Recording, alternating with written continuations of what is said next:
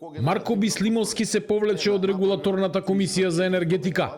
Ненадејно и ненајавено тој денеска поднесе оставка од функцијата председател на РКЕ. Бислимовски утрово го известил собранието дека се повлекува од челната позиција, но за сега не е познато што е причината за неговата одлука. Телевизија 24 се обиде да стапи во контакт со него, но тој не одговори на нашите телефонски повици. Од регулаторната комисија ја потврди оставката и му се заблагодарија за долгогодишната соработка и ангажман. Оттаму велат дека институцијата ќе продолжи редовно да функционира.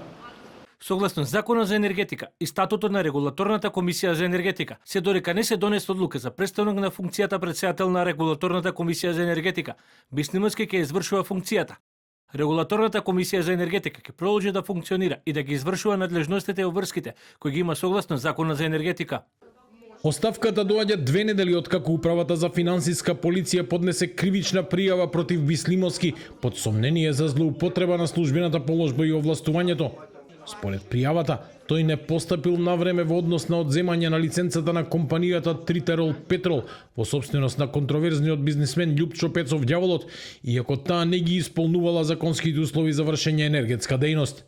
Наместо лиценцата да биде одземена во јанари 2024 година, постапката била прекината, а лиценцата одземена дури во април 25 година, со што и било возможено на компанијата да продолжи со работа и да учествува во јавни набавки.